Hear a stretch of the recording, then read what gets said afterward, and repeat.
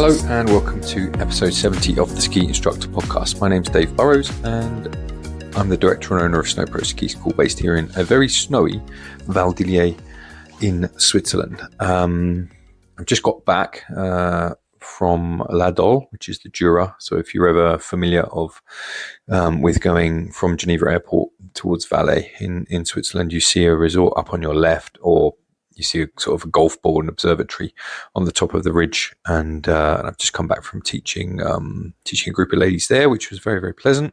Lovely old time, beautiful terrain for teaching, great conditions, and we got a lot done, which is good.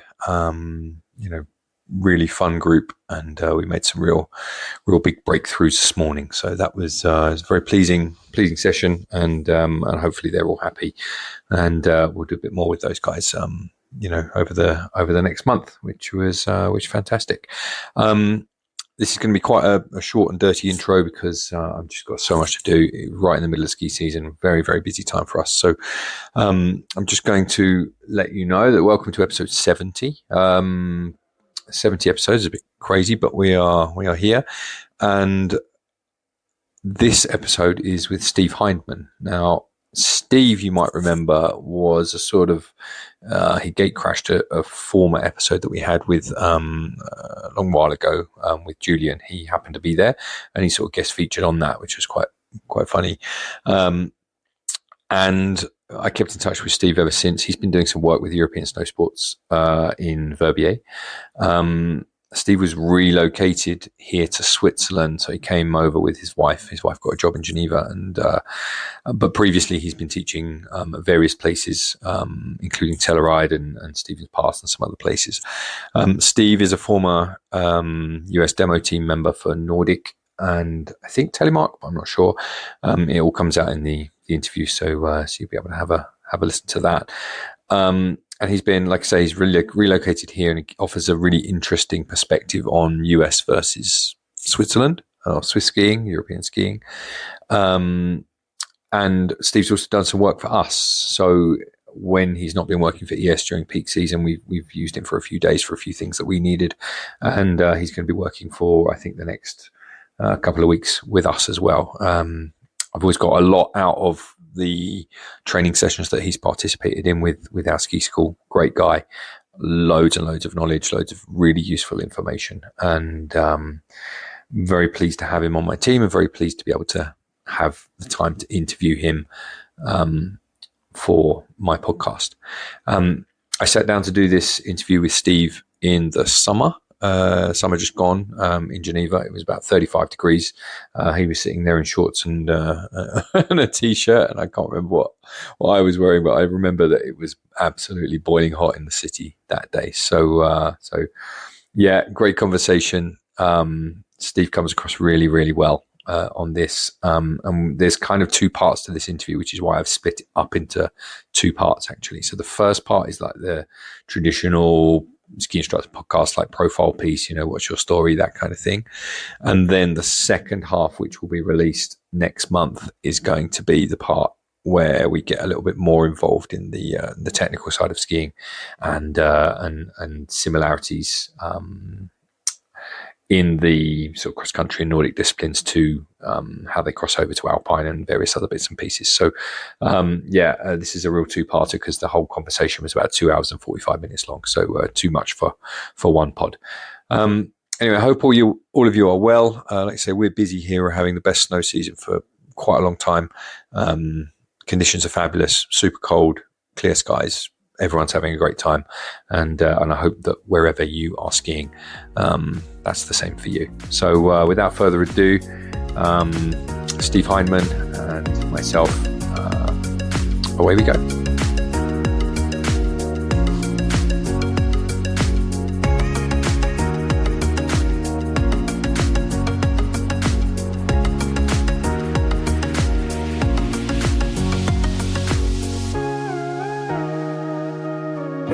Thank you for the coffee. Yeah, you're welcome. Thank you for hosting me. Of course. And you look like you've been at the gym. I have not been at the gym. Okay. This is fat that I'm carrying, not muscle. I don't know, because I've just taken up kayaking, but the kayaking is not responsible for the extra 3 kilos. See, it's not muscle. 3 kilos of muscle. It's just that you haven't seen me in anything other than ski gear. There you go. So this is what I look like. But no, don't know what's going on this summer. My body is not responding to my attempts to slim down, and so I'm just running heavy. But it goes like that if you track. So on my phone, I weigh myself every day. Oh. Every single day. Okay. Like to keep myself accountable. Right. Then you know. And I was 91 kilos, which is kind of 91 and a half, I think, before I went on a trip to the UK. So we did a road trip through France. Okay. Oh. And then to the UK, spent a week by the beach, spent some time with the family, and came back. I came back from that 4.5 kilos heavier than I left. Holy shit. Yeah, because, well, I don't know. I just can't help myself when I'm in England, because you see all the food that you used to eat. Right, you grew up with And it. you just pile into it. And so it was, I came back heavier, and it's being reluctant to leave again. So, oh man, and as nice as it was to eat ice creams and flapjacks and fish and chips and desserts and all the nice stuff, I don't think, what happens, I think, is as you get older, you just can't let your foot off the gas in terms of eating well, because it just takes so long to shift. Yeah. Yeah. And also when I go back there, the food that you eat there is bad. Right. Like it's bad compared to here. I think we eat pretty well here in Switzerland. Mm-hmm. I don't know how you feel about that. Maybe we'll get onto that later when we talk about differences between here and the US. So are you paddling a sea kayak, a surf ski? What's your... I've gone all in on this. I've only had like 3 or 4 lessons, but I've bought a kayak. So it's a 4. I was limited by what I can put in my garage. Okay. Because my garage is only 4 meters 80 long. Okay. So there is now going to be a 4 meter 40, potentially sea kayak, lake kayak kind of a kayak that you would use to travel in and do overnights and stuff like that. So it's to sit inside with a skirt. Yeah, that's right. Okay. Yeah. What's the brand? Don't know. I think it's called an RTM. I bought it secondhand from a guy who seems to know his stuff. So But you found it in town. I found it. The guy was based in Vaud, in Alamo, and he does a lot of kayaking. I went to his house and he was trying to make space. His garage with kayaks looks like my garage with motorbikes. Oh. In that he had too many, and he was trying to get rid of some. Because I had never seen people out on the water. I've never seen any. I've never been able to find any other kindred souls. No. I mean, it looks like to me that if you want to get easy access to the lake, just get a stand-up paddleboard here and just go out. And it's much easier. You just blow it up. You don't have to store it or anything. But I didn't really want that, because I want the ability to go travel, and my eventual goal is to put a kayak in the river near where I live, so down in Monte, and paddle it to the sea. I want to go down I want to go down the lake and go down the Rhone to the Mediterranean. Huh. That's the whole purpose of this thing. Yeah. How are you going to get around all the? I guess just put some wheels on and all around the dam. Yeah, all the hydroelectric dams. So there's a really good blog actually that someone's kind of documented how they did it. Oh, that's a cool adventure. Yeah, it is. And then when you really look at all the waterways and stuff, there's all sorts of places that you could go. Yeah. Then you might want to paddle all the lakes in Switzerland, of which there are loads of them. Right. I don't know. It's just a thing. But I love being out on the water, which is something I've realised. I love being around the lake, but do you want to go to the expense of having a sailboat or a motorboat, right? Not just the expense. It's a big part of your life. Yeah. It just takes over. Absolutely. And where do you put it? Where you put it, it's just... You're trying to find a mooring place anywhere around Lake Geneva is impossible. You know what a boat is, right? It's just like a way of setting fire to money. It's a hole in the water that you pour money into. Exactly that. Yeah. So this is my, and also there's a certain zen to paddling, which I guess I think you understand, where you could just kind of just go. And I really like it. I love the sensation of it. I don't know anything about it. So, I'm a complete beginner. It's not But compared to skiing, there's not a lot of technicals unless you get in the water, unless you get in the ocean. yeah, That's the or whitewater, totally different game. yeah. But I think for just pootling around the lake, Yeah. I think I mean, so. you need to be able to get out of the boat and back in and that kind of Yeah. stuff. yeah. So there we Which go. basically, yeah. So Well, Steve? you go on enough to come up. yeah, well, I'd love to. Yeah, I don't have a boat, but I'll figure Well, out we'll something. find one. Yeah. We can go with paddle or something. That'd Yeah. be cool. Yeah. Yeah. Steve, Okay. we are here in Geneva, boiling hot Geneva. Yes. We're doing our best. This reminds me of the times when I used to live in Geneva and it was so hot in the summer. You are an American, a fish out of water to a certain extent. But I haven't you quite have felt that way, but well, yeah, but we met initially at that podcast that we did. You were featured on it briefly that we did with Julian and Phil, and my hiring interview. yeah, turned out went all right. And yeah, long story short, I'd love to know more about your skiing background and how your journey kind of went. That ended up with you being on the US demo team, catching to skis and stuff like that. Right. So if you can give us, I expect there's a long version, Right. a short version. There is no time limit on this, so you go. Okay. You go for it. Okay. Yeah, it's hard to know where to start. But I grew up. My father had grown up skiing in the northern Pennsylvania, kind of in the era before cross country downhill. He went up roads and skied down them, and Okay. with leather thong bindings and all that. And, Yeah. and so had great tales of going off the switchback and hitting a tree and just shearing all the branches on the way down, and what could have been a horrible fall. I guess it gets down, has broken skis and a bunch of brush about him, and he's fine. But, Okay. So Is that where you're from? I'm from Pennsylvania originally. Okay. Yeah, Western PA. Where for those of us who aren't Americans, although about a third of the listener base of this is North America. So where is Pennsylvania? Pennsylvania is probably 500 from the Atlantic Ocean, so it's in the Mid-Atlantic. It's on the Ohio. Western Pennsylvania is where the Ohio and the Allegheny and the Monongahela come together. That's Pittsburgh. Okay. So it's still in the Appalachians, but right before the Plains and Ohio. So you still got snow. So it's still snow. I mean, I don't have been back enough now to know, but still good. So no, it's still good. I just have to fiddle with it. Go on. So skiing was about an hour and 45 away. Where I lived, it would snow and there would rain and it was slush and it wasn't that pleasant, but so snow was okay.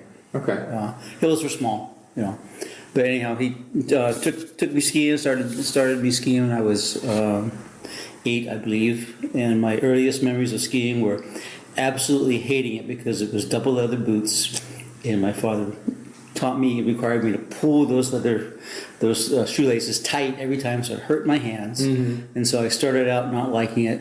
I remember driving down there with a big knot in my stomach and all that. Okay. And being drugged the whole way up the rope tow and through the safety gate and all this. And that changed one day when this kid went by with the same ski coat.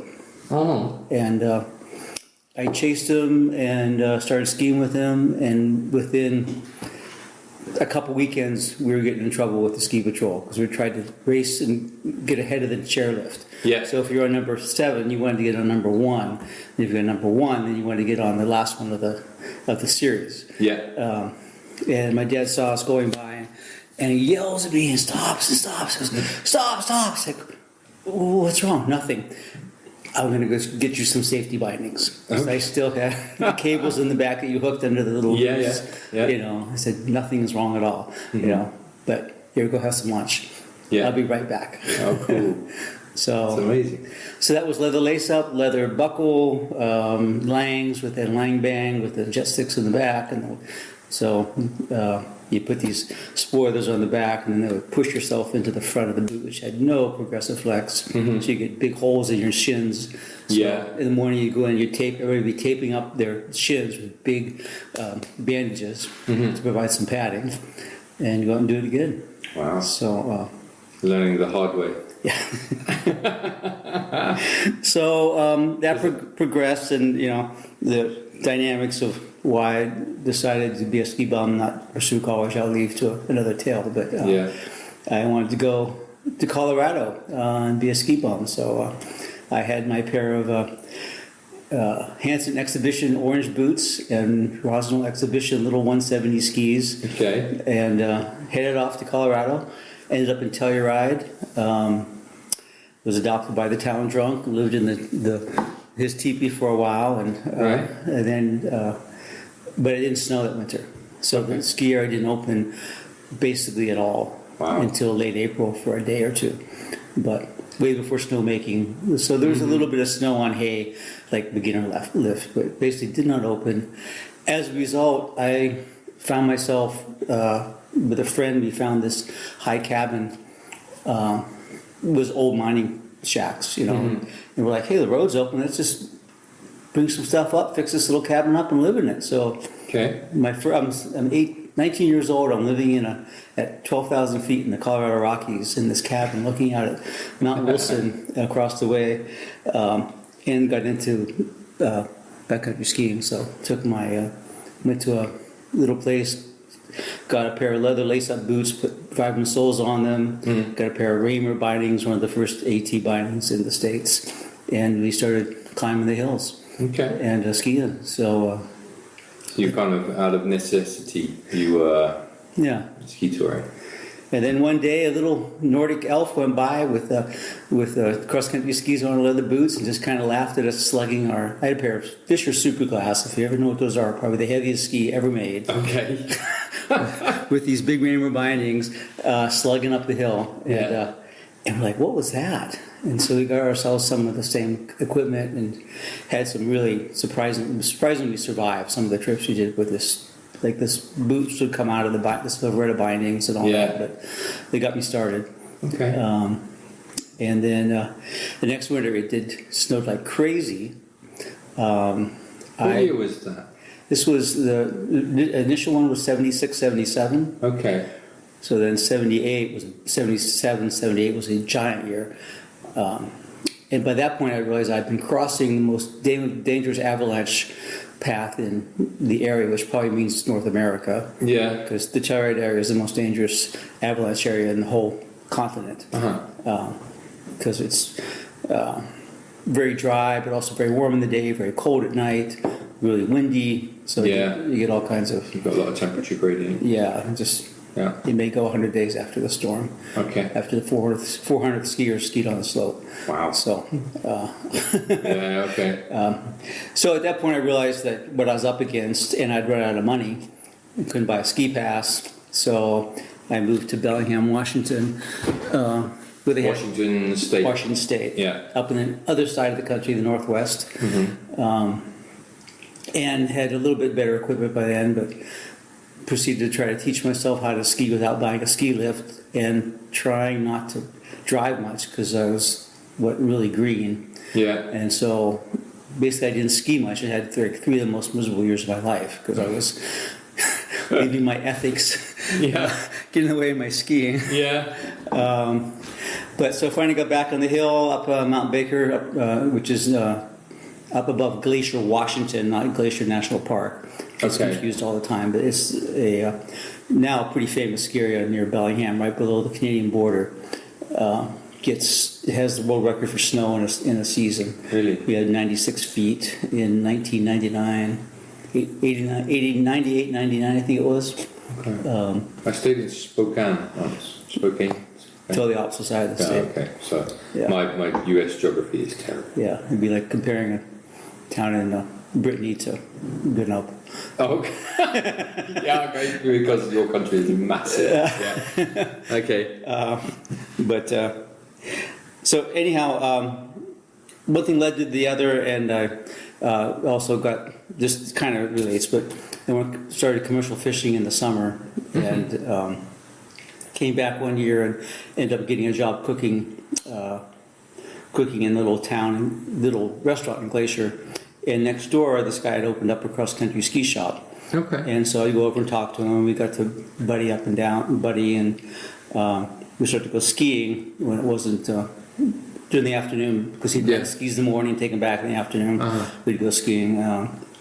And one day I was in there, and the customer walks in and goes, "Hey, I'd like to get a cross-country ski lesson this afternoon, for diagonal stride." He goes, "Oh, Steve will go out with you."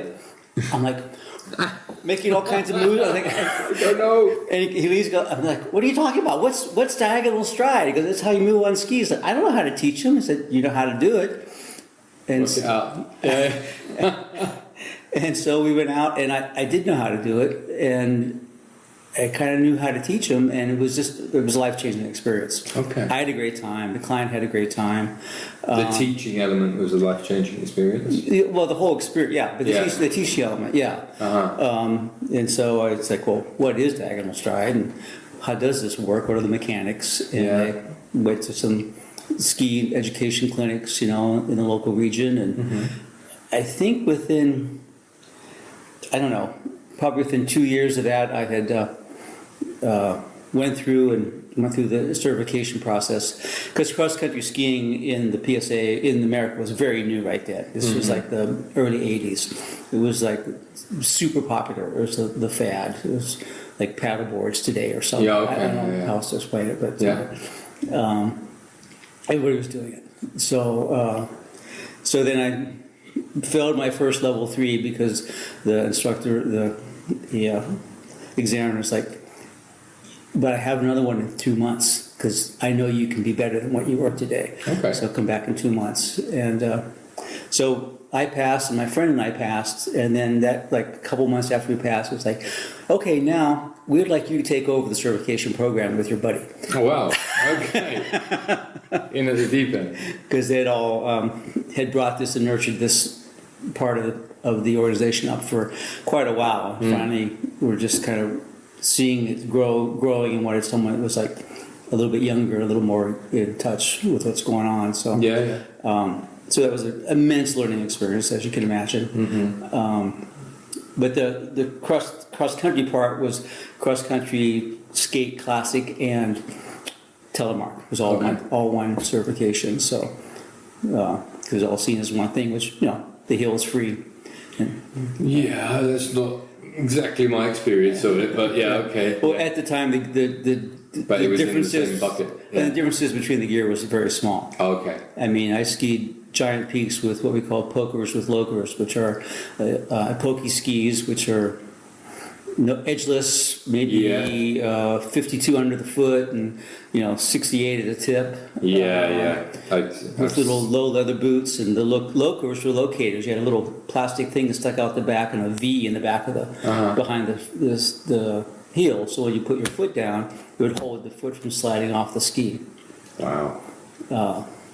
And so, next big step was Verbier 3-pin boots with Fisher E99s. So they had metal edges. Okay. They had a giant camber. So the method was you'd jump up as high as you could between turns. You could slam down on the ski, just after the fall line, so you could bend it into reverse camber. Yeah. It would bend, and make a nice turn. It would just eject you into the next turn, and so you could ski it. It'd be very, very athletic.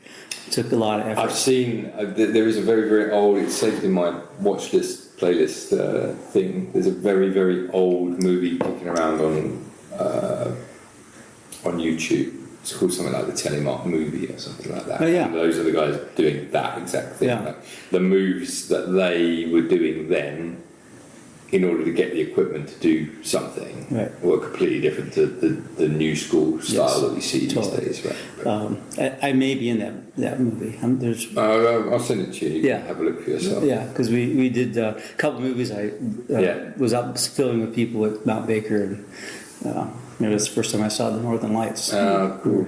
Camping out, but amazing. Anyhow, so got into both then I started the cross country ski area in the 86, I think, or something like that.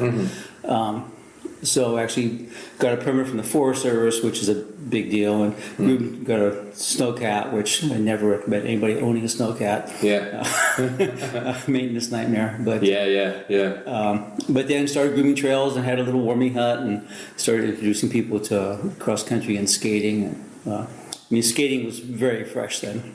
But did you say it was booming at that time? Yes, correct. It was a thing. Yeah.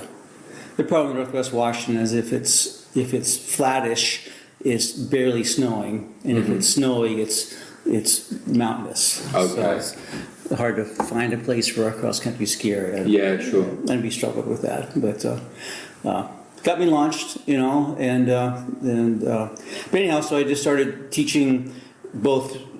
With the local county parks district, we'd teach 3 or 4 days a week. I'd pick up with my buddy people in a bus and drive a little bus up the snow and get out and create a ski area to teach them in and do that like all throughout the winter. It was like packed, packed for years, and then teaching telemark on the hill because. The local area is very full of mountaineers, and so a lot of people wanted to learn how to ski so they could go access the mountains in the winter. Yeah. So it was learned a lot because these people were not skiers by trade. Yeah. So trying to teach somebody how to ski on telemark gear in the backcountry. It's a whole nother level, isn't it? It's a slow process. Yeah. So Yeah. But then that morphed to where we got the new gears, and I had to unteach everybody how to create side cut by putting the tip by the toe. Yeah. Actually say, okay, now you're buying side cut, so you keep the skis parallel. And it's not walking down the hill. Yeah, you do see a bit of that in that specific movie that I was talking about. You do see a lot of that where you've got essentially a bend, like a dog leg, in the back leg versus the front leg. And I guess that's how you got it turned. That's how you got it turned. But these days you don't need that so much. No. You've got a curved edge. The parabolic ski changed everything. So That was the innovation of the telemark turn. You actually created side cut by the way you placed the skis. In a longer platform. Yeah, and I suppose that if you were to go back and look at that old telemark movie, right, and you look at it, and be like, well, those guys aren't doing it. Right? You're not doing it, air quotes. You're not doing it right. Well, it's actually, you were doing it right back then because you had to do that in order for the equipment to. It's the same. Nothing ever changes, right? You've got to work with the equipment that's on your feet. Yeah, exactly. And the focus was on touring, so we had touring poles, so hands are very high. Yeah. I swear to you, you are in that movie then. Because you know exactly what I'm talking about. As soon as I did that, you recognize it, right? Yeah, exactly. I'll send you it. And this is done. And listener, I'll put that movie in the notes so you can take a look at how it used to be. Yeah. So anyhow, that one thing led to the other, and I got very involved with the educational side and certifying instructors and all that. Was this the PSIA back then? Yes. Different name. It's always been PSA. It still is PSIA with the addition of AASI, which is the American Association of Snowboard Instructors. Oh, okay. Yeah. I even actually did that right. So it's combination. If PSIA, Aussie, AASI. So, but the difference that, as far as the difference between Europe and America, the U.S. had 9 divisions, now it has 8 divisions that comprise the national organization. Right. And those divisions pretty much started independently. So like the Northwest would be Oregon, Idaho, part of Montana, and Washington with the Northwest Division. Yeah. We've since added, Alaska was its own division, and they joined us because it was so, there's only a few ski areas up there. It just didn't make logistical sense, Yeah. Of course, travel doesn't make logistical sense up there, so there's, but whatever. You have to get around by plane and stuff like that. Oh, yeah, for sure. Yeah. So that those divisional, it's like states, and it's just now coming where there's a big push, and I think it's going to finally succeed. It's been going on for 20 years to standardize education and certification throughout all the divisions. Oh, so in that way it mirrors America in effect. Because you have the states set their own, state rights. The cantons here in Switzerland, right? So the canton is similar. Yes. So you set your own regional laws, but there is an overarching kind of federal framework, which So you're saying that is going to come into or finally at some point come to the PSIA as well? Yes, the goal is by, I think, 2027 to have it all be So everyone unified. Right. Yeah.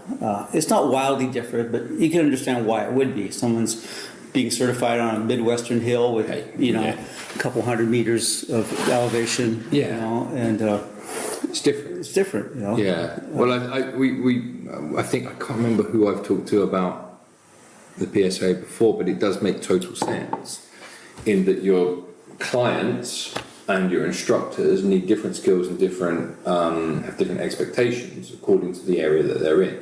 Right. So if you're on, a small slope in, I don't know, I'm going to pull this out of my butt, right? But like Buffalo, for example. Yeah, not bad. You're going to need a different skill set. Like you might just be teaching people how to ski there. It's a bunch of kids. It's like a conveyor belt. Let's teach people how to ski. Right. But if you're skiing Colorado, where the risks are bigger, or let's say you go to the East Coast skiing where the snow is completely different. Totally different. Right. Like it's different techniques, different things that people want. Right. So it can't be easy to standardize everything across because it's grown up or the organizations have grown in response to what their customers need. Yeah. Fair enough. Yeah. And, kind of in that same regional thing where, say, Italy used to be full of dialects and it's now more of a national language. Yeah. Because it was transport, you didn't travel as much. There wasn't as much mixing. Now a level 3 instructor from Buffalo on the little hill can show up with a level 3 credential in Colorado, and if it's not the same, then there's all kinds of problems with that. Number one, how does the school know? The client, when the client gets out, he wants level 3, so it's level 3 from Buffalo, and no insult to Buffalo. We're using this as a strictly because I don't think it's true now. But if it was allowed to continue being like somehow it was different, then that client's going to not be served.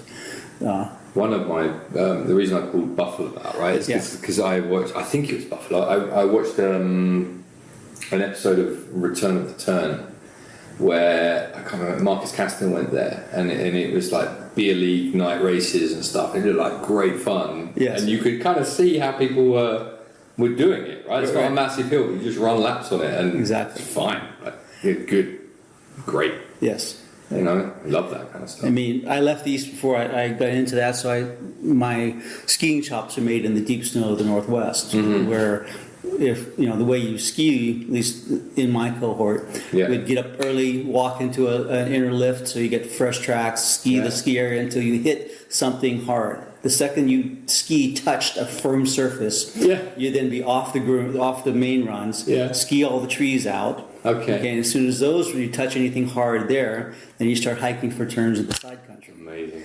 So hard snow was go away. Yeah. So these people from the Buffalo Beer League will just, way out skiing on hard snow. Yeah. And also when you look at the guys that have made it on the World Cup scene, like the Americans, right? They're all East Coasters because you just ski ice and you get used to it. Get used to it. Yeah. Maybe they're not all East Coasters, so I'm not going to touch everyone with that. But if you think of Michaela Schiffer, for example. Yeah. I think Bodie's from East Coast. So you get that. Yeah. You get what you get because you get what you're used to. Like you're on some amazing. It's really funny to see sometimes. You look on sort of internet forums and stuff like that, and the widths of skis that people ski. But you understand why they would ski it, because if your experience is you don't touch anything hard, then why would you go out with a skinny ski? Exactly. Why wouldn't you float? Right. You could. Right. Get it. I mean, I gave up and learned to snowboard like a couple of years before wide skis came out. Okay. Because I was just tired of being, especially on skinny telemark skis. Yeah. I'd be like buried in some new hole where I fell into and struggling. And the snowboarder would come by at my eye level because they're barely going in the snow, and it's like, okay, I'm done. I was for many years I was like a purist. Like I'm still going to carry on skiing my GS skis in the powder. It's fine. You just go straighter, work a bit harder. Right. So okay. Now I ski like an 87 and it just floats. There's something to this as well. And seeing an 87 in the Northwest, people go like, I haven't seen a ski that skinny for a decade. For me, I can barely get it over because it's like so fat. Right. You know, my knees don't support that move. Yeah.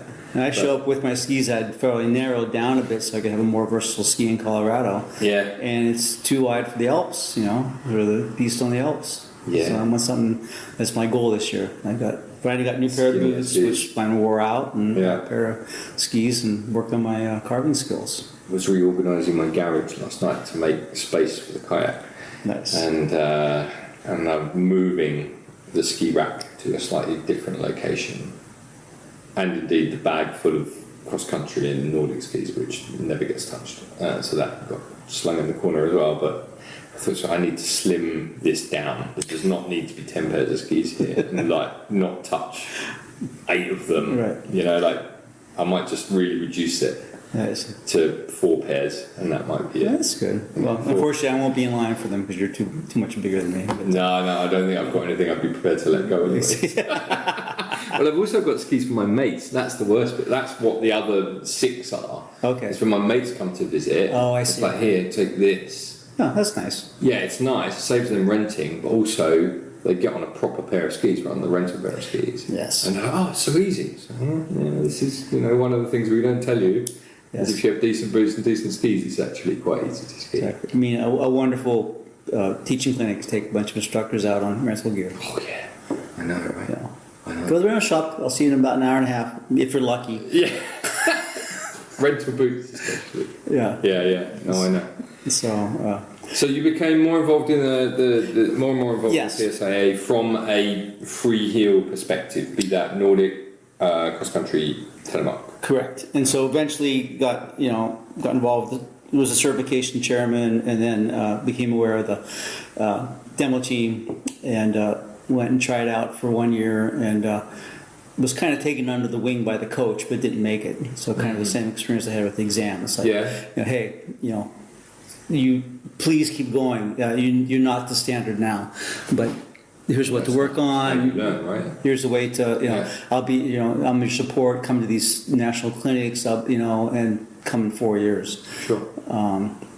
And then, so in '92, then I did make the team, and it was an unusual tryout because they decided they wanted better representation. So they actually had one person from each division got on the team. Okay. It was a very, very different tryout because we did video sessions and learning sessions and writings and all this. So, and we kind of get into this later, but Nordic really led in a way what's revolutionized now going through the Alpine and other things. It's a much more humanistic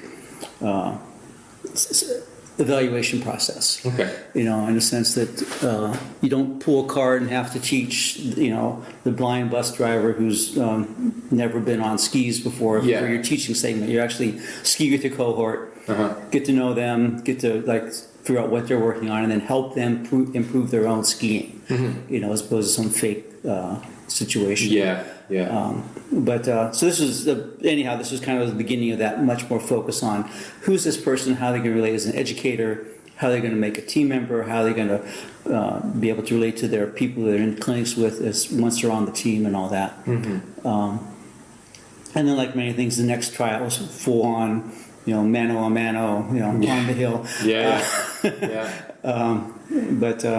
So I ended up being on 3 terms so always the telemark cross country demo team I was on, and the last year was in 2002, I believe, when I was off that team, or that's not quite the right.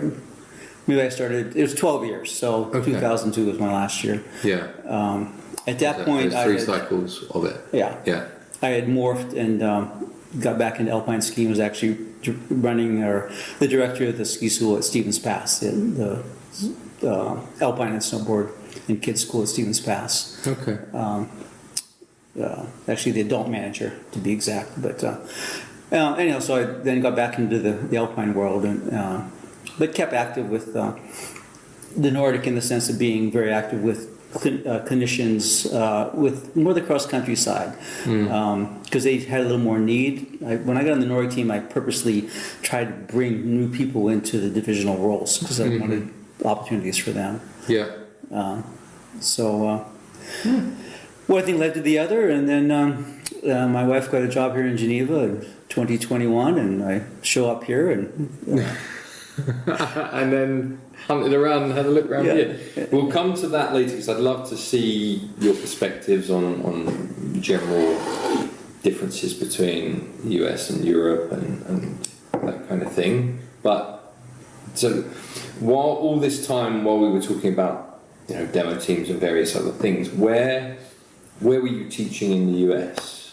Okay. What was your journey or places that you've been? I know that you're heavily involved in Telluride. You still go back there, don't you? No, I haven't. No. Last year before? Can't remember. No, since, it was always tenuous, but since I've left, trying to get lodging has become so hard that's a common thing everywhere. So I had kept my place, but I had kind of actually paid partial rent to keep it the first year I was here. Right. But things got so completely out of control that I wasn't willing to pay what it would take. Plus, it actually didn't feel right because it was such a crisis as far as seasonal workers having housing. Well, there is that, isn't there? And that is the same everywhere. We talked, I think, separately about Verbier, same thing. But it's not even close. It's not even close. Yeah. I'm able to rent Airbnbs in Verbier for the month and a half I'm there, right, and at least break even. Okay. Where I'd be thousands of dollars in the hole in Telluride. I have checked it out a couple of times. Really? Even down valley. Well, there isn't really down valley. No. The thing about the Alps is there's many lodgings and towns around everywhere in the mountains. Mm-hmm. In most Western ski resorts, there's the ski town. Yeah. Next town's 100k away. Yeah, so you're getting up really early and then just driving to work, right? Yeah. It's the only way to do it. Yeah. In the big long line of commuters. Yeah. It's not very fun. No. So. No, that's not very fun. Okay, so places. So where were yes. you working during this? So presumably parallel to the PSIA stuff. Yes. Where were you? Well, Nordic is a different animal, especially then. So I was teaching in my own ski area. So trying to groom the trails and teach lessons. Yeah. Okay. Yeah. And doing everything. I had a retail store in town as well, then a rental shop. So so that was that way. Also, most of my teaching then was for the county parks, which I guess would be like a cantonal organization. Okay. But they had a Parks and Rec program that, like I say, had a ski bus. So we'd meet 2 days during the week, and Saturday and Sunday, and meet them in the parking lot, drive 100k up to the snow, and get out, teach skiing. So that was very busy. Yeah. And then a lot of my telemark has never been a sport that attracted people to show up at a ski school and take lessons. I just want to. This is a little note for all of you ski instructors out there of the modern generation who think that you should just be able to live in the resort and walk 5 minutes to the ski lift and then just arrive blissfully at your lesson and then teach a beautiful lesson and then go home. This is a guy who met people in a parking lot, drove in a bus with them 100 k's just for the pleasure of being able to teach them, and then drive 100 k's back in the same bus as them Saturday, Sunday. Just saying, a couple days a week. It's the sacrifice of having to live down the valley a little bit and drive 30 minutes to the resort is not a big thing for info. And I think that gets a little bit lost, lately. Now, unfortunately, the way it is with accommodation these days is you as a ski instructor are not always going to be able to afford to live in the middle of the expensive resort that you want to teach in and walk to work. Right. Just those days are gone. I think so. Long gone. Especially as developers find more and more kind of, or more and more landlords, property owners realise that they could sell their apartment or their apartment block or their house to a developer, make a bunch of money out of it, and just not have to worry about you negotiating over your $3,000 rent for your studio for the season, right? Why would you when there's a developer there offering you 10 million francs for your block? Right. Yeah, a lot of Doesn't those work like that anymore. No, and a lot of those owners were people that wore ski bumps for how to get something going, and now they want retirement and be able to be closer to medical facilities and get out of town. Yeah, absolutely. And it just unfortunately that seems to be the way that all of the ski towns are going. But anyway, tangent. So go on. We used to actually also drive across the border into a cross-country ski area above Vancouver, BC, a little place called Cypress. Great place. But all kinds of shenanigans on that. And we had buses that the doors would slide open and have to tie it shut. Stuff like that. Wild West days. So taught there, and then on the telemark side would organize festivals or events. It would be a telemark weekend, because you could get tons of people to show up for these events, but try to, I've taught so few lessons in my life of somebody that walked into a ski school and bought a telemark lesson. Doesn't exist. No. I probably taught under 40 lessons like that. Unicorns. In 40 years, Yeah. So... No, I speak to Joe about this guy called Joe Beer, who's still one of the best telemarks I've ever seen, and this will come up in a different episode because I talked to Scott about this the other day, but even he's a telemark specialist, a basic demo team telemark specialist. He taught maybe 80 hours out of a winter, which was good going. That's a lot. That's a lot. Yeah. And the rest of it was all alpine. The 2/3 of the rest of it, or maybe 3/4 or 5/6 or whatever, was all alpine lessons. It's just that people prefer to work out telemark stuff on their own. It's just how it is. Yes, so most of my actual instruction was at these events, or I would travel for probably eight weekends at least during probably 4 or 5, probably 6 or 8 seasons, teaching, clinicking other telemark instructors. Okay. Sleep in the back of my car and just be gone Friday morning. I used to get up really early Saturday morning, show up at 8 a.m. or whatever after driving all night. Sleep in my car that night, or try to get lodging with somebody, or go to the next resort, and then get home really late Sunday night.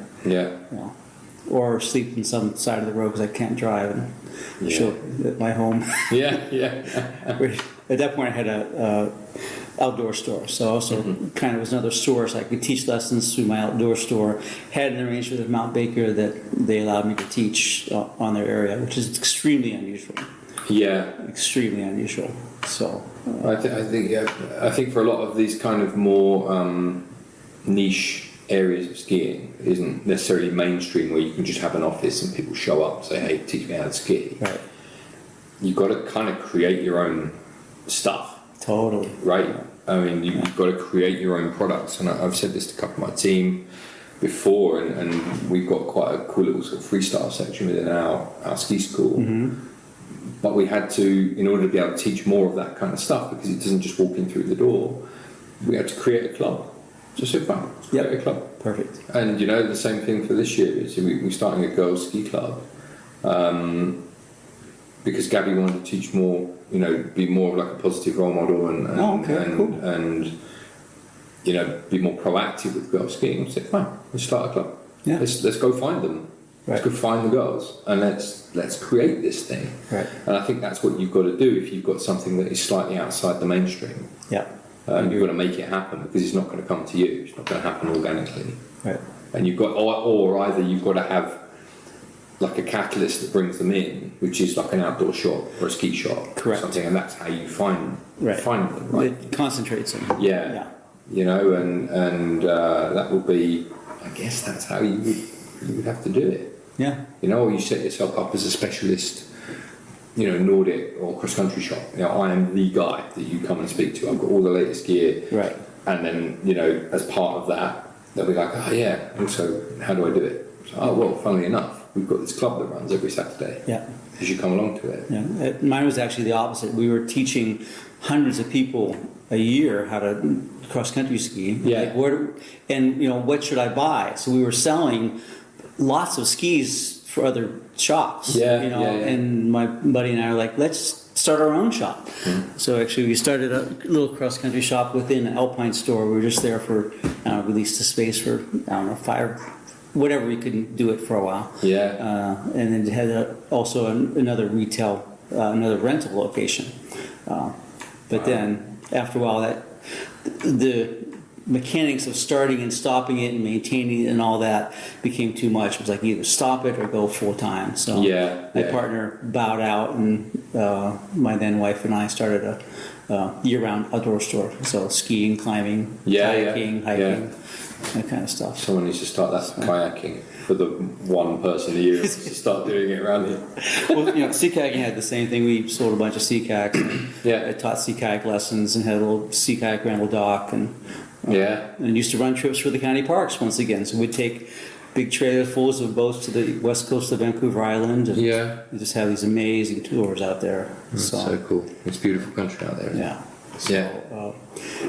And it's like you say, you want to do something, you create a way to do it.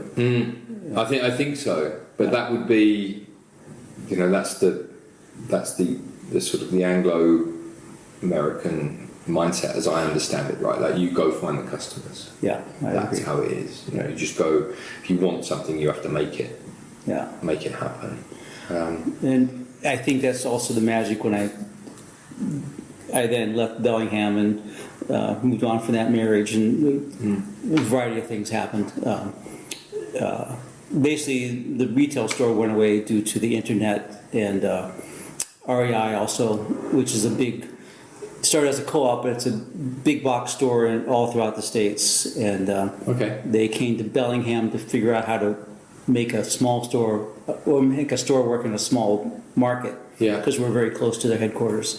So they show up in town. They're not even there to make money. They're to learn how to survive in that kind of town. Yeah. So at that point, 2000, we liquidated the store. We just turned it. So it's tough to compete against people with that kind of buying power. Oh, yeah. And I'm helping people select stuff, and they come back and show, I got it. Look, it's just like we figured out, and I got it for this much money on the internet, And they were so excited. They don't understand. They just didn't get it, It's tough, that, isn't it? I mean, that seems to be the way. Last night I impulse buy. I needed a new lens for my motocross goggles. Right. And I was like, I wouldn't even know where to go. That's the thing. Around near me to go and get that goggle, and I don't even know, or that lens. Yeah. And I don't even know necessarily whether they would stock it, and I can't be bothered. So actually, what I can do is, I could just sit there and literally in about 2 minutes, I'll find it on the internet, I'll buy it, and it'll be delivered tomorrow. And it's like, how do you compete against that if you're a store? Yeah, you can't. I need a battery for my car remote. I remember last time we were out, it took me forever to find it. It's like, no, Galaxis, buy. It's going to show up here today. I know. I know, and I don't know. I know retail guys. Like I know people with shops, right? And I suppose where you might get people is for example, like my old boss Rolf. He's very good at this, and you would go to his shop. Say, I'm thinking about getting a new pair of skis. And I know his shop is really expensive. I know it is, but you get there. And you'd be like, just try them. Take them with you. Go and have a ski on them. Right. Once you've had a go, his principle is always, and I've worked this out, his principle is always, once you've got it in your hand, or you have it on and you've taken it for a ski, it's going to be tough for you to give it back and then go and search for that thing on the internet. Right. Because there's a psychological persuasion technique, which is essentially one of what's the word? Reciprocity. Reciprocity. Yeah. So I can't speak English today. And that guy's done you a favour, so you feel obligated to him to do to buy from that guy. You'd have to be a very cold-hearted fish to be able to give him the pair of skis back. I didn't really like them, and then go and buy them on the internet. That's a terrible thing to do. And because he actually has done you a favor, because now you have experienced the ski, you've confirmed you like it. Absolutely. Maybe you went up a size, down a size. Yeah, that worked better. Absolutely. And it's and it would be the same with that. And then there's another guy I just met the other day. I haven't seen him for ages. He runs a bicycle shop in Verbier. And I would imagine that's the same thing. Like you can't very well buy a bicycle, like an expensive £5 road bike or something. Right. You can't really buy that without being fitted for it, or make sure you're on the right size bike, testing it. Yeah. You can't buy that off the internet.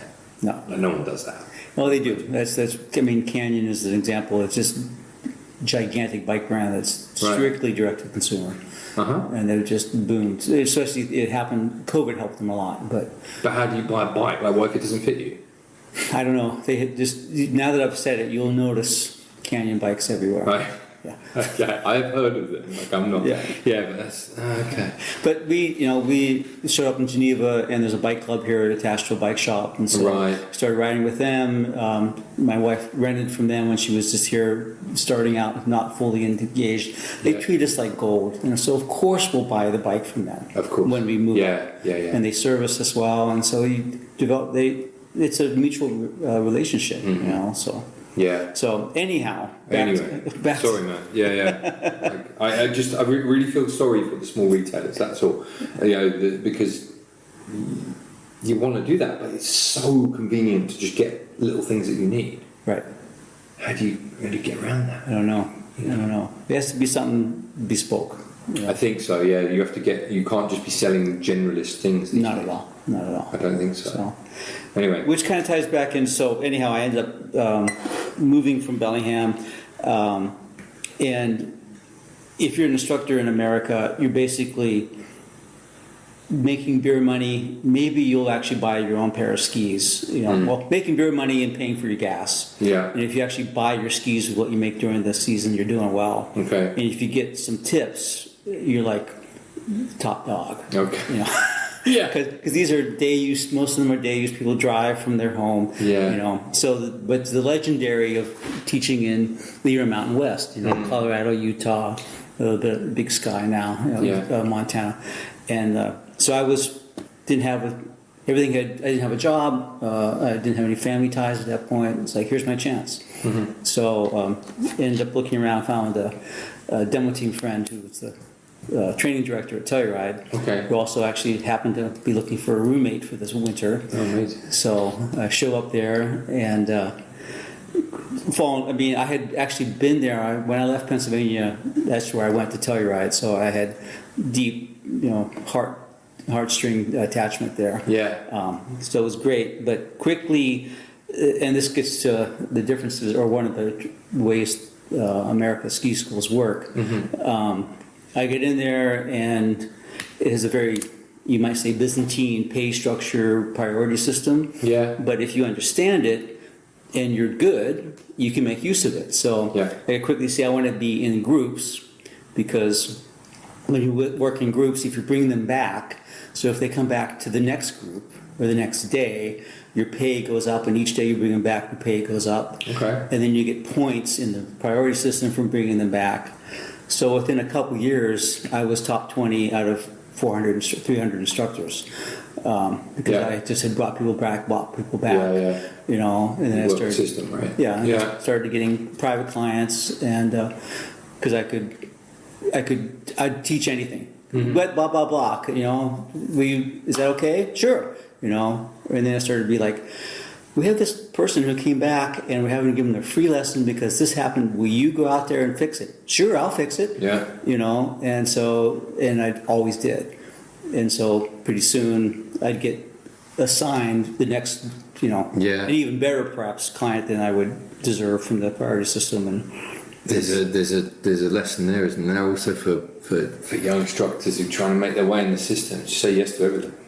Get yourself up there. And don't complain about the system. Understand it. Yeah. And if it's not something you can work to your own advantage, you may want to look for another ski school. Because that's the key. Like these Byzantine pay and priority structures, they are like, you look at them like, oh my goodness, how does this work? And they're basically trying to reward me for making them more money. Yeah. So okay, if I make more money doing that, and also then you get control of your schedule. Yes. So pretty soon, I would be booked up for most of the season. I wouldn't have to show up. The way it works there, you show up for lineup. Oh, the lineup. Yeah. And if you don't have work, you show up and you stand in the line. And you wait. Like you're on on the street in the red light district and wait for the guy to drive by. Someone to pick you. Yeah, but this is right, and you have to do. I think you've got to do those hard yards initially. Oh, you're going to say yes to everything initially. Work out what you're good at. Right.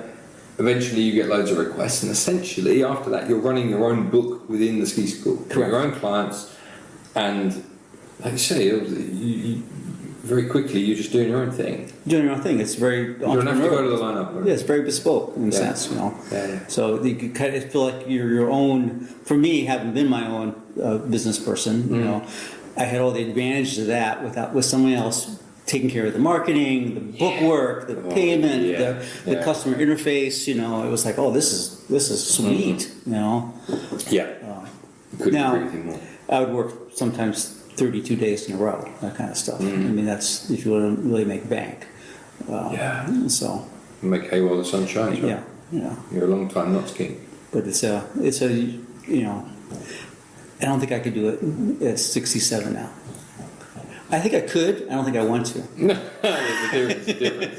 There's a difference. Yeah. Well, also, I think the other thing you learn when you're working like that is you learn a certain economy of effort and movement. Totally. Don't you? Oh, and you learn quite quickly not to add too much stuff in. You just pick what works for the client. That's enough. That's all you need. Yeah. You know, you're skiing at maybe a very low level of your potential capacity, 20% or whatever. Yeah. But you still got to make it look good. But you're not on it all the time. Right. You're on it and you're going for it. That's the easiest way to burn yourself out. Yeah. And it doesn't. Although I would get like you got to look after yourself. I'd get week-long bookings with ski, the best and the hardest, and be hiking for turns too. But, But you still. The other thing is, I learned. I'm the kind of guy. I had to go Nordic skiing after a day on the hill, or go to the gym or whatever. And I learned. One thing I did learn is that skiing I lose fitness in the ski season.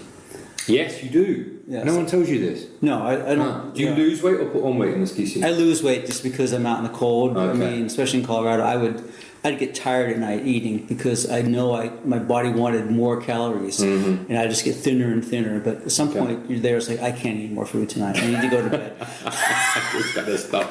Yeah. Which then creates a problem in the spring because then I would always end up with another couple kilos. Because you carry on the pattern of eating, but you're not doing the work. Exactly. It's true. It's true. But anyhow, I learned not to go and be very cautious with my efforts outside of work because it was a marathon. I just couldn't be doing too much. I think that is one of the things you know. I did my dissertation for Swiss Snow Sports on that exact topic. Was fatigue across the season in ski instructors, and you know. You have to manage your effort over the ski season because you can't. You know, in my younger days, you'd go out and smash it every night. You have a party and whatever. I don't know how I was doing it, but you get sick, you get ill, and your performance. You miss work, and your performance in the lessons that you give is not as good as it could be. And it's a big thing to manage. You want to manage that, and you know, I don't know. I came to it slightly older, so you know I'm more aware of this. You have limitless energy when you're in your 20s. I wasn't doing that one either, so I didn't have have a beer after at the pub after the lesson's over, and then go home. Not 20 pints. Or the other thing is, I look down and it's like past 7:30, and I have my ski boots on. Go home. As a sign, right? That's a sign. Wait, your ski boots are on at 7:30 at night. Go home. That's true. I hear that. Okay, so you ended up mainly in Telluride then? Thereafter you were there for the long term? I was there for 11 years. So, and just, occasional, I taught occasional telemark lesson. And even a few Nordic lessons would go out and find a place, but mainly alpine. 98%, 99% alpine. Because it's a very good clientele. The school pays well. The tips are phenomenal. So it's who comes to Telluride? I mean, where do they draw their clients from? It's mostly LA, San Francisco. Not as much San Francisco. A lot of LA. Texas. Well, that's more the masses at spring break. The school kids and all that. They tend to drive more. New York, Atlanta. And they fly in to there? They fly in. Where would they fly into? Excuse my Americans. Oh, I'm sorry for my geography. Tend to fly into either Grand Junction or Montrose. Grand Junction is about 3 hours away. Montrose is an hour and a half. Oh, okay. And then there's car services that take them up. Oh, wow. You can fly into Telluride. It's a very high airport without instruments, so if you can't see the airport, you can't land. So it's not a reliable thing to do. So. Okay. But it obviously attracts a certain clientele of certain net worth and stuff, right? At me, and there's, I'd say, 10% of my clients flew in on their own planes. Maybe not 10%, but 5%. Nice. So, yeah. But it's kind of curious. It's almost like Aspen. People go there to be seen. And so I knew somebody who worked the front desk at Telluride, and someone calls up and goes, "Where's is Tom? I forget who it was. Tom Cruise there because he used to go there." And the person said, "Well, number one, if I knew." If I knew, I wouldn't tell you. Yeah. Because people go to Telluride to not be seen. So often, sure. It's a very different vibe. They're not there to show off or anything. They want to be left alone. So that then takes us quite nicely into your experiences of skiing Europe. Yeah. European resorts versus US resorts, because obviously you came over here, your wife got relocated to Geneva, so you landed here, and next thing you know, you're teaching in Verbier and doing a bit here and there with me as well, which is great. And how do you find, you're in a really good position to be able to tell me and either dispel or confirm my thoughts as to what European resorts are like compared to US resorts. Right. The preconception I have is that in the US, the resort owns the mountain essentially, and all the services are provided by this one provider, and you're just part of, the ski school is part of this one big, is a cog in the wheel, essentially. But in Europe, we have all of these kind of disparate services on the mountain, all individually owned, all private, all trying to do their own thing. Right. There isn't some sort of overarching guidance as to what the client experience should look like. Oh, I see. Yeah. Is that wrong or right? What do you see? I never thought about the overall guidance part of it, but there's one ski school at almost all ski resorts in the States. There's a few in the Northwest where I'm, spend a lot of my time. Yeah. And it's become less and less, especially as Vail and Alterra gobble people up. Yeah. But it started out at Stevens Pass, where I was the adult director. There was 30 or 40 different ski schools that worked there, and they had their little huts all scattered around. And it all came from, it was a long ways to the mountains in 1955. And so people would organize buses, and usually they were school teachers. So it's Bob's ski school. You get on the bus, go up, and ski with Bob, right? There'd be 200 buses in the parking lot. Okay. So it introduced, it was great for everybody because it created skiers. Yeah, and you had competition between providers, right? So if you didn't like Bob's ski school, you could go Jeff's ski school. It was more just you went with your teacher. It came from your school. I think it was much more of that. But the skiers basically charged them like nothing to be there.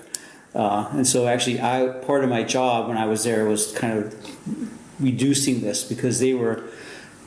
At this point, the skier didn't need more people. They were turning away people. They couldn't park them.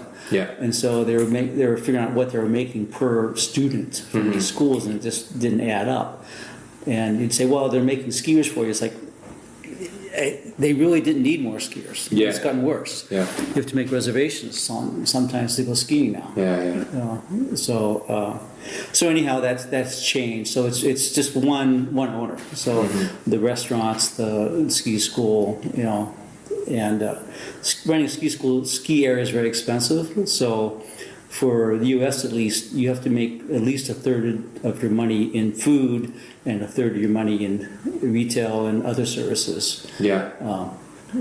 And in some ski areas, ski schools are number 2 next to ski tickets. Yeah. As far as revenue goes. Oh, for sure. Yeah. So it's just kind of how the economics work for these areas, and they, And you're one of the revenue, when the chief accountant's looking at their spreadsheet, he's just like, does the ski school make money? Yes, no. Yeah. Does the food and beverage make money? Yes, no. Like not makes money, make the money that it needs to make. Yeah. And it's like a restaurant, food should be a third, labor a third, and profit a third, and so there's all these formulas how the ski area should run. Okay. So, that's obviously very different.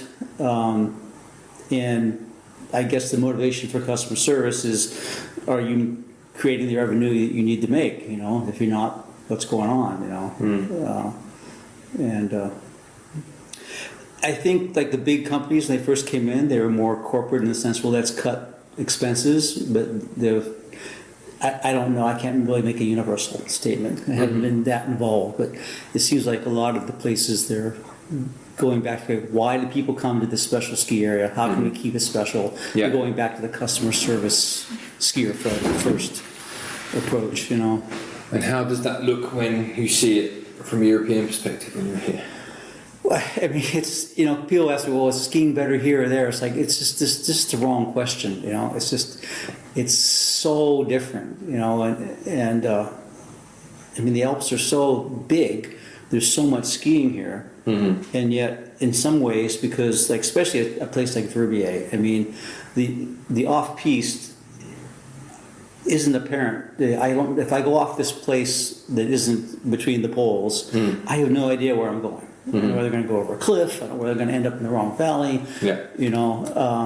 And so it's in some ways can feel very small to me sometimes, especially if I don't know the area. Okay, that's interesting. Yeah. So okay. Very confined, because in the U.S. the resort, if the ski area is open, everything's open. So everything's fair game. Everything's fair game. Yeah. Everything's been skied and controlled and checked by a ski patrol. Some ski patrol will come through there at the end of the day to find you, up against a tree or something. Cliffs are marked. So that's much more where the attitude in America that has now come everywhere. But groomed runs are a way to get to the ungroomed snow. Understand. That's kind of that's how most skiers use a ski area. Because we have here, don't we? We have a bit more of a buyer beware mentality, as in you can go over there if you want, but you go there at your own risk. So it's not. Take Verbier for example. Verbier is not taking responsibility for you jumping up under the rope there. No. That's at your own risk. And how could they? It's too massive. Well, I think that's the difference, isn't it? It's huge. Yeah, I quickly realized, it'd be impossible to really have that sort of... Like a fence, essentially. Yeah, or just actually be able to control all those slopes, check out all those slopes, mark the hazards. It'd be an impossible task, Yeah. So that's very different. Verbier is probably an extreme example, but in general, and the Northwest is a little bit like this. Really hard to teach here because the terrain it's hard to find teaching terrain because the Alps are steep. Yep. Especially where the snow's at, right? You have to go high enough to get snow, and then it's steep. That's interesting. Yeah. I haven't heard that perspective before. Yeah, which is the same in the Northwest, where in Telluride we had a whole mountain that had its own lift. It wasn't below any other black slopes. There was like 5 and 8K beginner runs. There was like It's easy to learn that way, right? Yeah, 5K green run. Gentle, just among all the houses. Nobody fast is coming through there. Makes you feel good. Super wide. So. The only place that I have seen recently that is very like that has that kind of terrain is Pila in Italy. Okay. Skied there a little bit, and I was just skiing around, my eyes on sticks, going, it would be so easy to learn here. Correct. Because you've got these huge long lift-served runs that are all linked beautifully. that are, blue steepness, super gentle. All right, they're not. It's not an exclusive area for beginners. Right. So you still get people zooming through, but I was like, wow, you could really learn here. Yes. Unlike some of the places that I ski in, everywhere that I ski in, that I think if you just put a bulldozer in the summer through here, you would transform this area. Correct. But you can't, because you can't just take out trees. It doesn't work like that in Switzerland. You can't just grade a slope. It doesn't, it's nature. Right. So here, the culture very much is you ski the mountain. France, I know they do a lot more kind of work on slopes. But here, it's you ski the mountain as it's given to you. Well, I mean, that's curious because they'll blast, because the other thing is that you'll be skiing up in the Alpine, but they need to get you down, so they'll blast a road out of the cliffside, put a big fence up on the side, and then you have everybody and their grandmother coming down there at the end of the day on rocks and ice and blood, they put a tunnel through the mountain to get you down from Glacier 3000, so... That, I don't know how they got that approved, but they did have to put a lot of pushback on that from environmental people. Because they essentially did, blast a tunnel through a mountain. Right. Which, it's just a bit of rock, but I imagine there was a fair few animals in there or something. I don't know. But yeah, I mean, isn't it?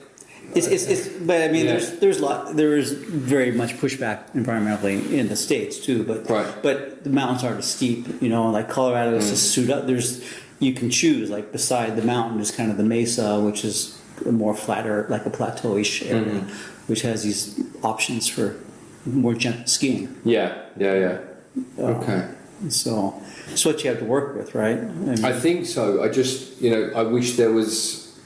I think it's a mindset thing, certainly here in Switzerland. But the mindset is, everyone skis. So these aren't these red slopes that you see here that are slightly off camber. They're not a problem. Right. But it's like they are a problem for a lot of people, but you don't see it, And how many more people would be here if you had done some work here? But maybe ski the mountain as you see it produces better skiers. Well, I think many people would hear me say you're just a whiner, especially the Swiss. Like, hey, we learn to ski. What's the problem? I think we're coming at it from a teaching perspective. Correct. And I think if you've got a lovely, nice teaching area that's gentle, you can make huge progress for people very quickly. We've got a bit of something like that in Le Creuset where we are, where we've got this kind of purple loop. You send people around that 2 or 3 times, they feel really good. And when it's in good condition, that's a great place to learn and really gives people confidence.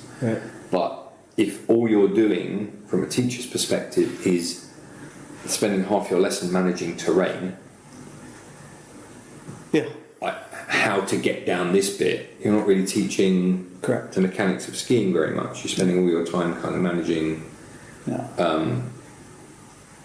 the resort and how would you call it, tactically teaching people tactics, and that isn't what we're here for all the time. We're not in those initial stages anyway.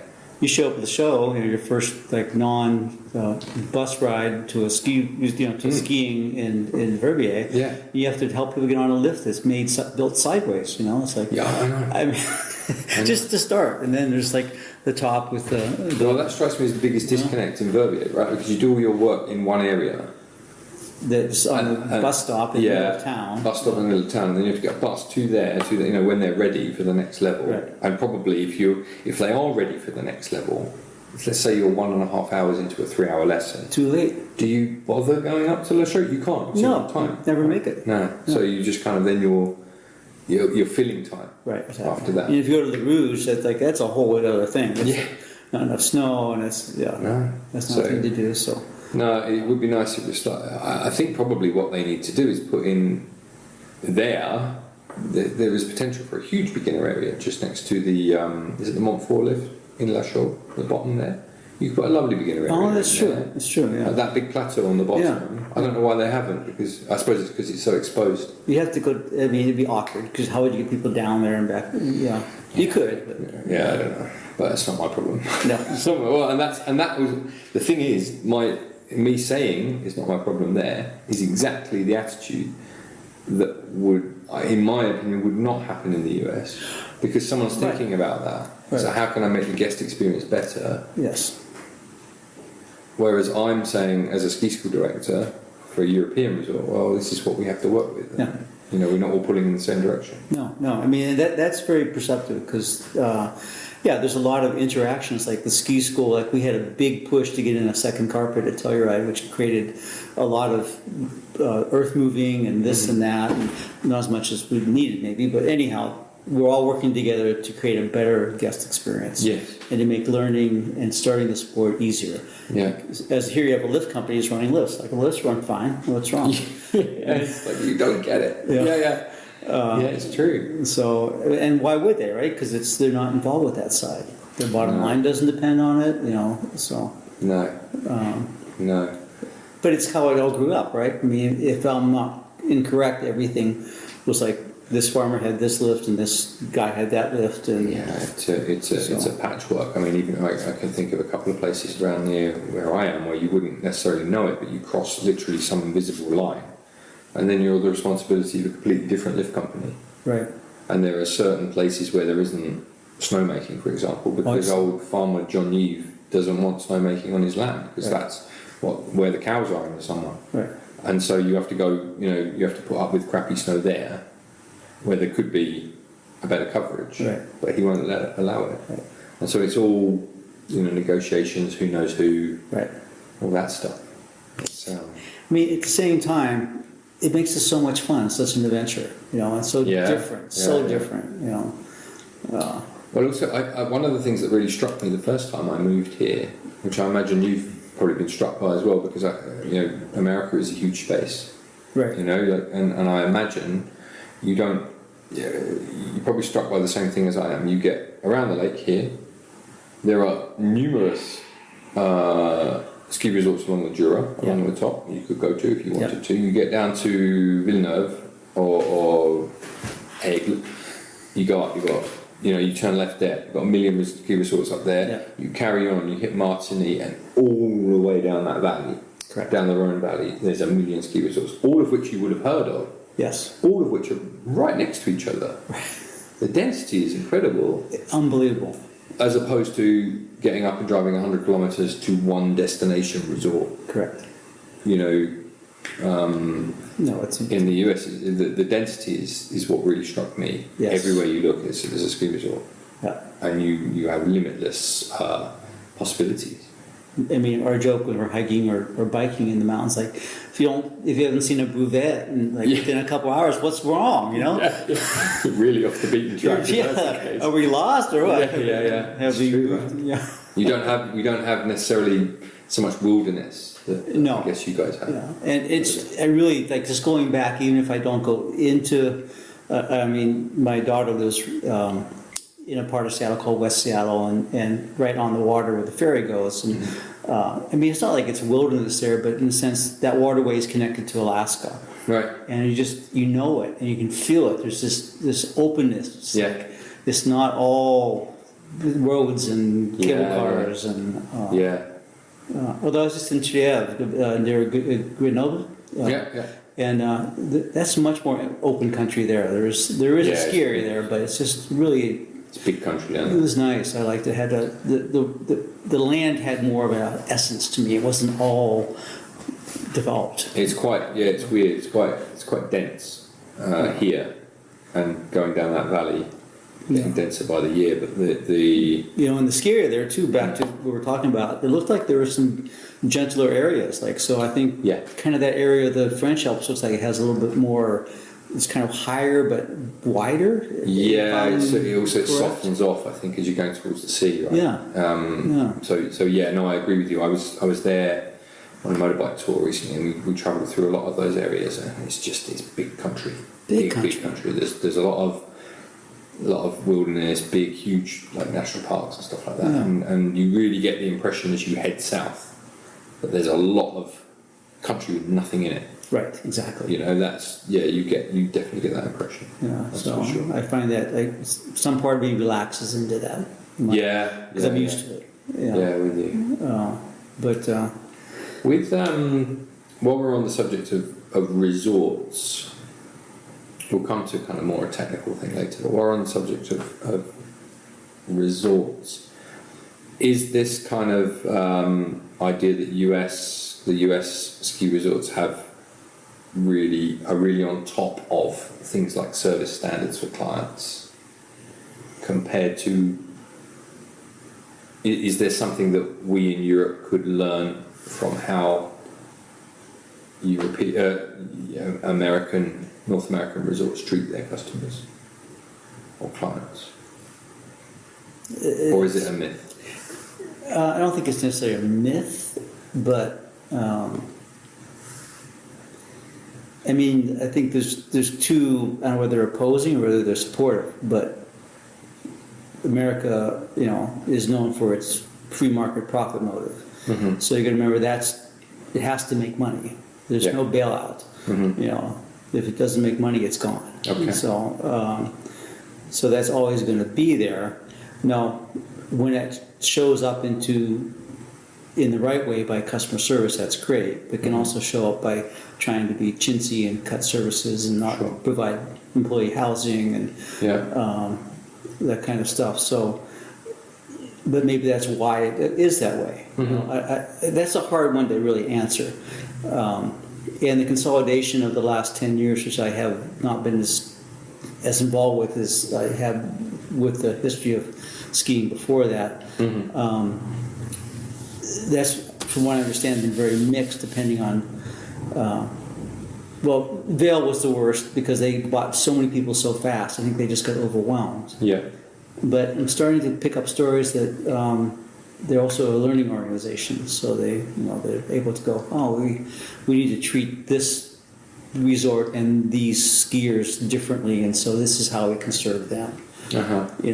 But in terms of then, so let's phrase it in a different way. So do you think that, let's say your average client who comes to Verbier to learn to ski and they get you, or average client here or there?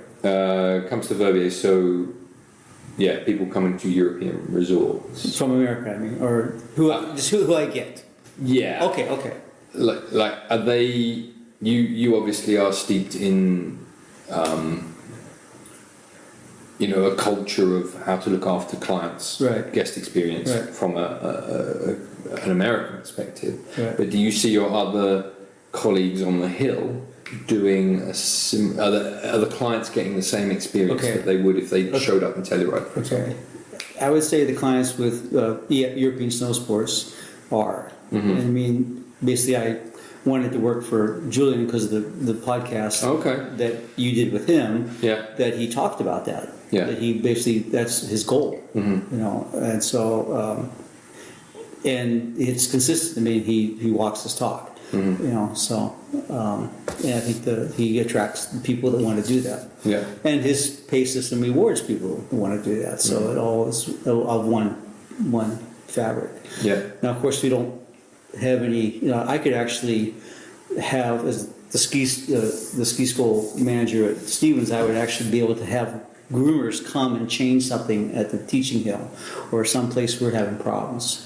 They would actually come and affect a problem on the hill to create a better customer experience. Yeah. Of course, we can't do that. No.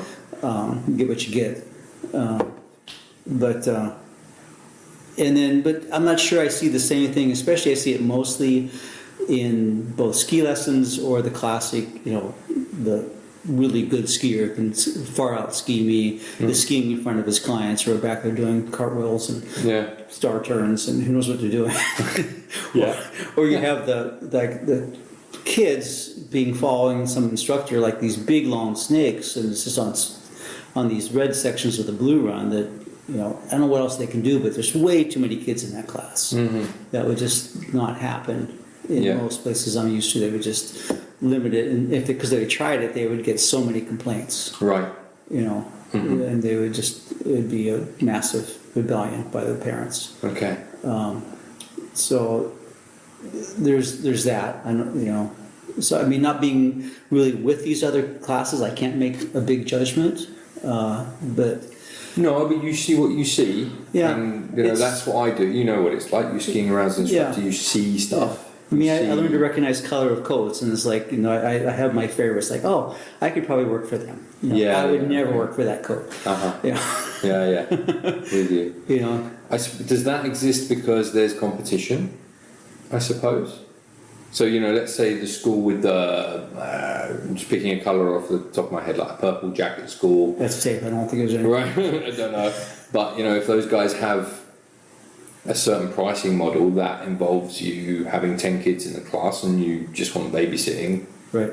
That's the product for you, right? Could be, yeah. Whereas if that's in the US and you just won't sell that model, that option does not exist for those parents that want that thing. Right. So I don't know what they do. Whereas also within the same kind of open market, you've also got another ski school dressed in silver. Right. And the silver school only have 4 in a class. Right. And you might, I'll pay the premium because I want little Johnny to learn better because he's in a class 4 than 16 or something. Yeah. I don't know. I mean, and once again, Telluride and Verbier are the top of the resorts. So the people that are at those resorts, money's less of an issue. Yeah, well, that is true. Yeah, it's a different world there. So it's a little tough, Mm-hmm. At the same time, with the first couple of years I was at Stevens Pass, we had this product that was $99 for 3 lessons that included your lift, your rentals, and your lesson. Wow. You could guarantee you'd ski a blue at the end of the lesson, or you could keep coming back. Amazing. That's great. And so, this before we had any carpets. That was the first year I went there just to teach and get involved with the area. I mean, I became the director in a funny way. But I remember walking out, there was like a core of us, like 32 or some, because at that point we were still the small, we were a private school, but we were the area school, and there were other schools. So anyway, I walked out, there's this big bowl that's kind of amongst all the lodges. There's 560 people out there, 30 of us. Waiting to be told. And this would happen like Saturday after Saturday. And so we'd go out there, and it's when it doesn't snow there, it gets frozen and be groomed, so you get like sugar snow. It can be a foot deep. You can translate the meters, but and so we're in that mix, but we all we were a team, and we just would go out there and we'd wrangle everybody together. We'd get everybody in their own little pods, and we'd just get these lines going. People would walk up and down. You'd be given instruction, and I learned so much because we would make it happen. You have to. We would make it happen. And that's where I can, if I want to get your attention across the street, 50 meters away, I do something with my voice and you'll turn around. I don't know how that works. You learn. But I know I can I can reach you with my voice and make you turn around. It's funny, So if you're climbing way out of the bowl, because people always love to climb more than you want them to climb, I can get you to come back and and that kind of stuff. But that was so it isn't always that way. No, true. But it was an amazing product. And of course that went away pretty quickly because it just was out of control. But no, it's an interesting thing. That idea of attaching a guarantee to something. It gives clients confidence to buy. Totally. And if you pitch it right, you win. And it's, I mean, what happens is they started tracking that client, and they didn't really, after the package, not a big enough percentage of them became dedicated skiers. That's interesting. Which was the whole point of it. That's very interesting. So because they said they've got a thing. I don't know whether it still exists here in Switzerland. There's a thing called Bike Club. I don't know whether it still goes. It does, I spoke to a couple of ski instructors I know who were doing promotions through Bike Club, and they said that the problem with doing promotions through Bike Club is that you get Bike Club customers, and they're only doing it because of the promotion. They're not doing it because the same thing. You don't attract long-term skiers. They're not in it for skiing as such. Yeah. I guess it would be the same with my experiences with kayaking. Like, I haven't gone on to buy club and buy a discounted kayak experience day. I've sought out someone who knows what they're doing. I'm kind of taking it quite seriously, but that's because it's something that I want to do as opposed to a leisure experience. Yeah, all I can experience this. Yeah. I mean, plus people go from $99 for all this stuff, and they go on their own. They rent. Yeah. They buy a ticket and they and have a lesson, and like the disparity in what they paid, they'll spend probably twice that at least at that point in time. Yeah. You know, and if you for haven't, one day, if you haven't hooked them in by then, yeah, you know, or they had a go and they didn't quite like it, yeah, or for whatever reason. I guess you have to like train people as to what it costs as well, how to do it. There is that. You know. There is that. You know, that's not an easy thing to do in an environment where prices are going higher and higher. But yeah. When you oh, and just on that price thing, and the other thing that people are always surprised to hear me say is like skiing is so cheap in Europe. It's like stunning for an American. Really? Stunning. That's interesting. Yeah. Tell me more about that. 'Cause that's a great thing. Although, I mean, and then it has a caveat, of course. But I think Verbier is the most expensive ticket, something like that. It's Verbier and Zermatt, isn't it? They're going to be, and maybe Cran, now that Vail owns it, will be. They're right on the cusp of the mythical $100 franc day ticket. Okay. Right, like that's the barrier that no one wants to be the first one to cross. Right. Which is understandable because you know it's not. A lot of that infrastructure is already in. Okay. And has been in for a long time. I'm sure it costs a lot to run a ski area. Yeah. I'm sure it does. Oh, yeah. But yeah, no one wants to be the first one to. That's like a Swiss cultural thing. No one wants to be the first one to do that. But someone will. It'll probably be Cranmontana. Well, it's $300 is the barrier that I think will be broke this year. Really? Deer Valley, at least, maybe Aspen. Yeah. Destination places. And then last year, a private lesson at Telluride was $1,000. That does not include your ticket. Yeah. As an instructor, I expect a $200 tip, or else I'm not going to really make room for you next year. What's that, 6 hour day? Meet at 9, go home? Yeah, 9. Well, I'm with them 9 to 4. Yeah. You know, or maybe I go pick them. I mean, maybe they buy you lunch. Well, they always, definitely it's expected they buy your lunch. You've got to be a really good instructor to justify $1,000. It's just common. It's just the way it is, you know. But like, what's the? I mean, what do you do if? Because this does happen. What happens if you don't connect with that person for whatever reason? They have a crappy day. I mean, if it's egregious, something you did, they may complain and get a free lesson. But it's just not the best. It's not going to. Just obviously, hiring is very important. Yeah. Sure. Ski rental.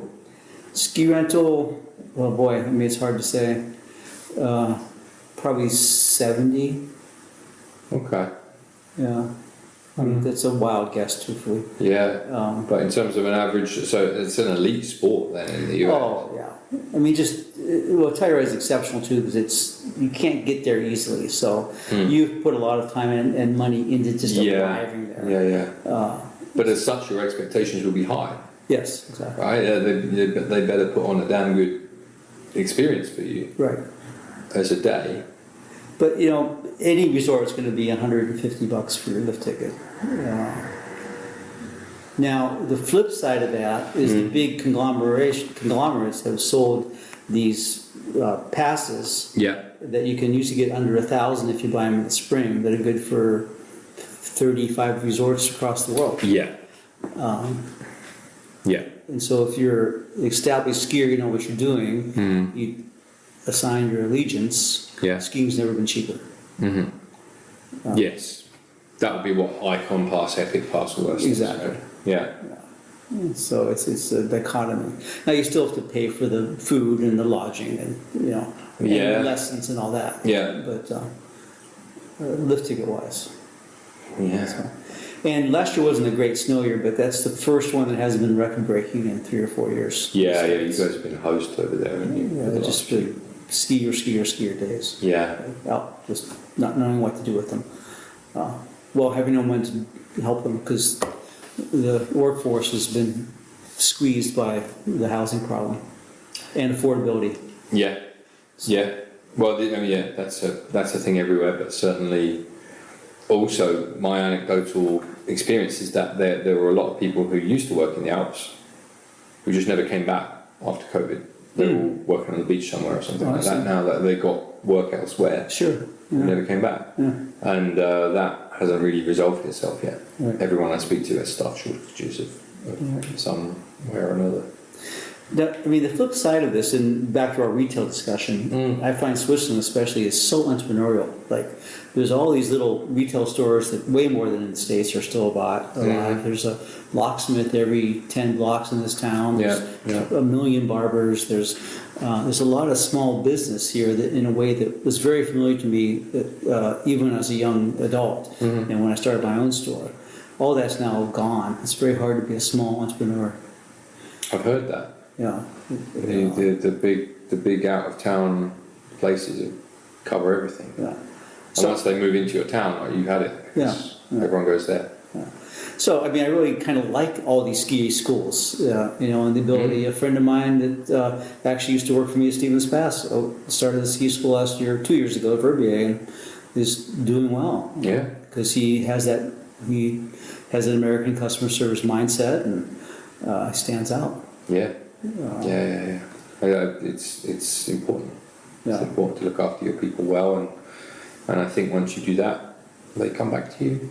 Once they find skiing's hard enough as it is, to go skiing, and I think if you can find someone that can kind of guide you in that process. But to be able to do that is just like beyond. It's mind blowing to me. To be able to start your own ski school at a major resort. It's just like so off the